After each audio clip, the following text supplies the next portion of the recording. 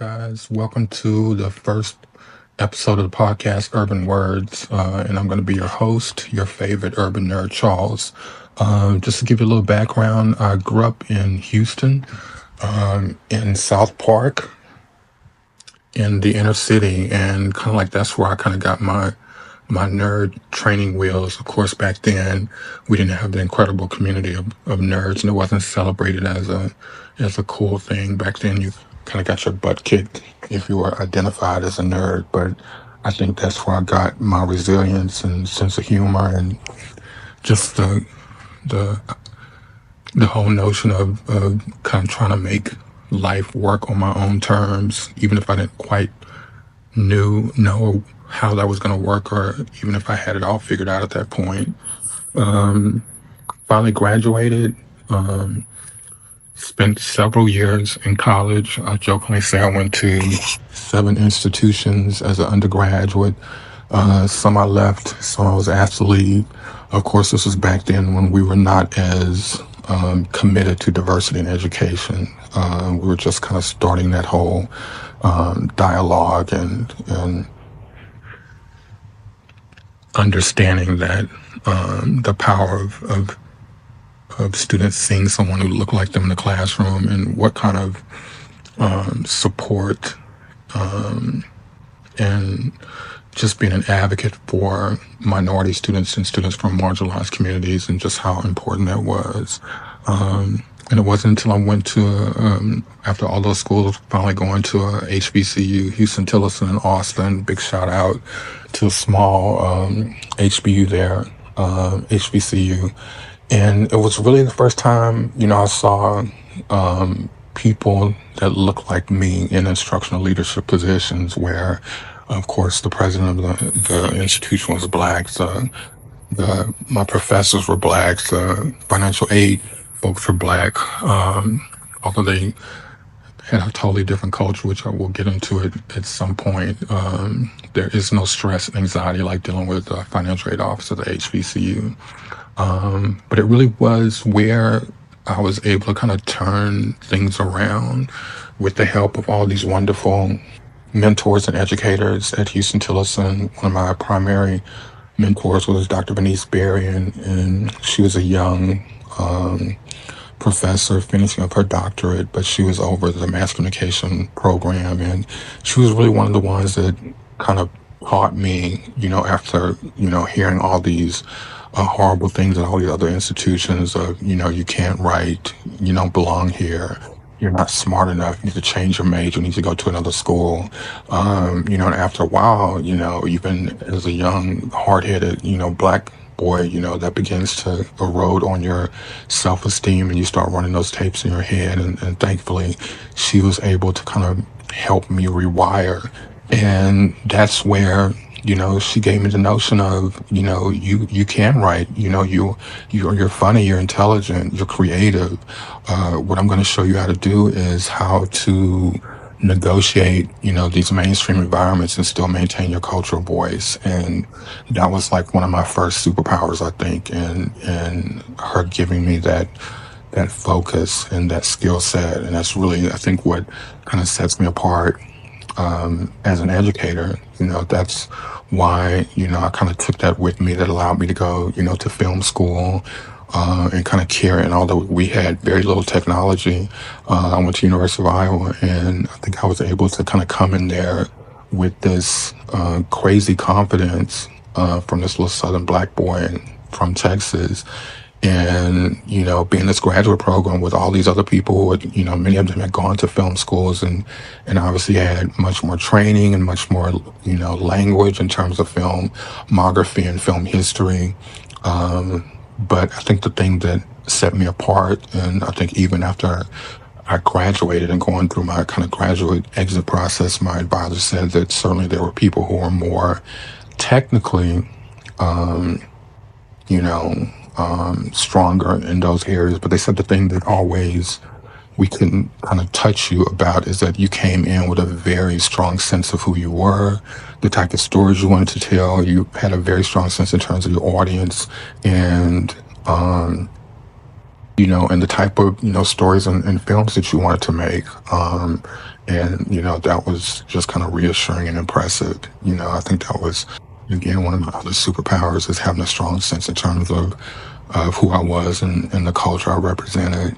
Um, and then kind of following that path into, moving to um, Atlanta, where I didn't know what I wanted to do. I knew I wanted to work in film, but I didn't know how that was going to happen. I started moved to Atlanta, moved in with my sister who was living there at the time, and a cousin of mine had told me about checking out. I think it was Clark County University. I think she was working at IT at Morris Brown at the time, and I'd never thought about education or even how that was going to work. But as we kind of go through this kind of podcast journey, you're going to hear me say and share that I'm a firm believer in divine intervention, that once we kind of set our minds to what it is, what that intent is, then God, the universe, kind of rewards us and begins to put resources and kind of places us in situations and environments where we begin to kind of fulfill that destiny. So I just took a stroll. One day, was walking around Clark County University. Somebody told me that the communication department was like in the basement of the library. So I went to the library, started walking around, met this really cool brother, Brian, who became a good friend of mine later. He was like he's like the studio engineer, had been a graduate from there and worked in the studio, and just kind of like a tech genius. And he told me he's like, yeah, it's like, they have this host broadcast training program. And I'm like, what is that? And did not know that, at this time that Atlanta had been awarded the 1996 host city for the 1996 Olympic Games. And of course, the Olympics is like, the pinnacle of people want to work in production. So he said that they were looking for instructors because the training program was specifically for hands-on application, and unfortunately, this is sort of like still one of the issues with a lot of academia, where a lot of people have advanced degrees, but when it comes to kind of practical knowledge in terms of how do you apply that in like the real world, many of these folks have spent their times in the kind of ivory towers of academia, but not real. No real experience in terms of how do those skill sets kind of apply and how they play out in terms of these kind of professional, production environments. And so, I met with this really cool sister. I think she was from Cameroon, and we talked, and and literally after like 30 minutes, I went from not knowing what I wanted to do to having like, 2 classes like the next week. And so I went, again, not knowing what it was to be a teacher, or not even thinking that would be a career path, and found myself, the next week in front of this class of, probably 10 or 12 students. And it just clicked. I was probably not that much older back then than a lot of them. In fact, some of them looked older than I did. But after kind of getting in the classroom, and especially in this kind of magical environment, if you know anything about the AUC, which is Atlanta University Center, which is where the 4 historically black colleges are, Clark Atlanta University, Morris Brown at the time, Morehouse and Spelman. And so you have this really incredible realm of just, especially back then in the early 90s, talented, gifted, inspiring, just crazy energy of just young black gifted folks, and to be a part of that. And so, something kind of switched with me. I went from, wanting to be the next Spike Lee to being more fulfilled with this kind of really cool magic that was happening, in the classroom, the lab, and the creativity that I was not only experiencing and sharing with the students, but also feeding off of their, energy and creativity. And I kind of went from, wanting to be the next Spike Lee to finding this incredible fulfillment of working with maybe who might be the next Spike Lee, or DuVernay, or who's going to be that next director in talent. So I went from that to, I think once the Olympics were done and I had taught at Clark for about 4 years, moving to the Carolinas, and having a very incredible, which will probably have a whole series on kind of like my days in Charlotte, is sort of like, where I kind of built my adult life, my career, this incredible network of friends, in community. But, like most things, one of the things we'll hopefully be sharing in this podcast journey is how, throughout our journey, we have these kind of benchmarks of where we get challenged and we have to pivot. And, I found myself after being in Charlotte, for, 17 plus years, at a kind of crossroads. I went through a period of incredible loss. I found myself ending a 17-year relationship. I had worked for several institutions and Barbara Scotia College. I was at the Art Institute for 12 years as an instructor, and then later on, last 5 years, and being one of the first only black managers on the management team, and being over the film and video production program and kind of building that from scratch. And just having this incredible experience of not just being an educator, but being a kind of visionary and able to kind of see and create, this almost like X-Men inspired community and program of these gifted students. And having not only the students, but my, incredible faculty kind of buy into this vision of we had of creating something very special. And although of course you have all the other corporate nonsense, but at least what we were doing, I felt was authentic and sincere. And I think the students, felt that way, at least in terms of what I and the faculty were trying to do. But everything, every season comes to an end. And one of the things that I found was,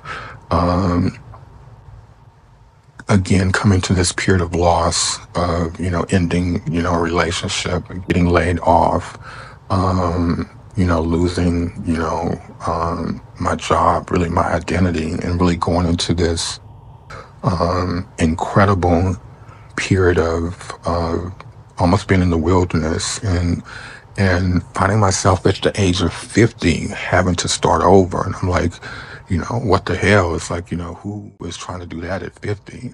And so, there I was, and it was very lean times, and I had to kind of go into this kind of cocoon of immersion, of healing, trying to figure out, you know, if I'm not an educator, what am I? What I had built my entire kind of adult life and career on, that title and what that meant, and to kind of go through the process of seeing, with all the energy I brought to these institutions, at the end of the day, to have that so callously tossed aside, as if, your talents, as if your contributions, as if this thing, these programs, and what you poured into the students in these institutions and the programs didn't matter. And it was at that point I realized that, and we'll certainly talk about this along this journey also, that, I had to kind of reboot and understand that the gifts that I, poured into all these people and places and institutions and companies were still mine. I had autonomy over that. And I had to then think about rebranding myself and understanding that I'm the brand, I have the gifts. And even once I kind of moved into a space of finally coming out of the wilderness and getting, and you'll probably hear that crazy dog in the background, which is my sister dogs. We'll get into that. My journey moving back to Houston and all of that, but kind of coming full circle and moving into this, coming out of the wilderness and working with yet another HBCU, which was not what I expected, which will have a whole, probably a couple of episodes on that. What is an HBCU and gatekeeping and how do we have agency over, those spaces as Black culture and Black people.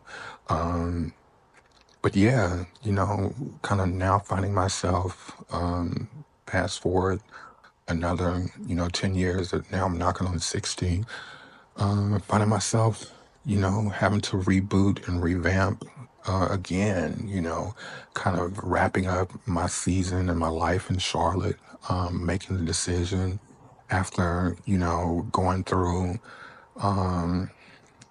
the lockdown and COVID and all of that, being isolated in Charlotte by myself and, all of my family was kind of back in Texas and losing, close family members, a dear cousin who was like a sister and then another sister and having to kind of process all that grief alone, making the decision that, I needed to be closer to my family. And so, my sister and another good cousin who's like a sister, Kathy, Kim, came to get me because I packed up everything and went through this process of editing and getting rid of stuff and just kind of got it all down to, 20 something years of stuff in editing and got it down to the basics of just, memories and pictures and, my digital equipment, a few boxes of clothes, and, packing it up. And thankfully these two diva angels came up because, I have a big old, we'll get into a whole big old fear of bridges. So we braved the highways and came over 4 bridges to get me back to Texas. And so here I am, thankfully, having a soft place to land and being here back in Houston where it all started, staying with my sister and my cousin and just kind of trying to figure things out. I'm on this journey of, looking for work and new opportunities. And again, just understanding that, I'm at this point where I'm having to reboot and kind of rebrand again. And as scary as it is, and trust me, it's scary as hell. I know because I've done it before, I can do it and also do it with the understanding that I bring a lot more to the table than I did when I was younger. And I know that those gifts are there. And just trusting in whatever your belief system, just trusting in, God has moved me to, this next chapter.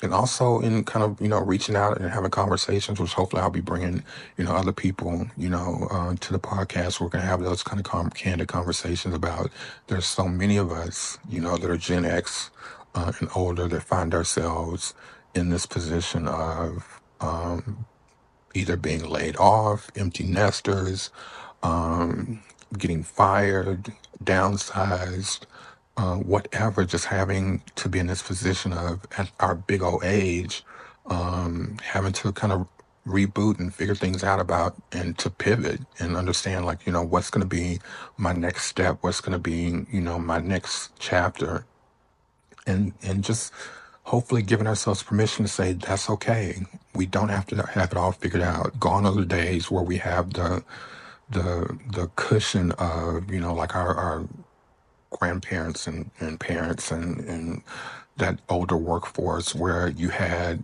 the ability to work for a company, 30, 40, 50 plus years. You took care of them, they took care of you. You had pensions, you had retirement. We don't have that. And so, but we also have this incredible gift of, technology and being, curious and excited about how we take these kind of new challenges, kind of process, meet them, evolve. And I think that's the exciting part. What will be this new version of myself? What will be the new version of yourself? And, you know, that's kind of like where I am. That's where I think this podcast is going to be about, urban words, which again, your favorite urban nerd, Charles. And we're going to be talking about, everything from,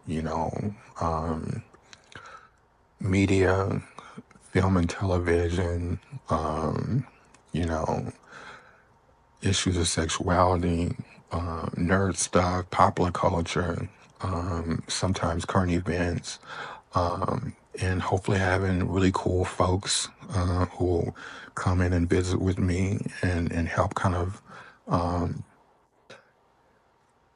escalate or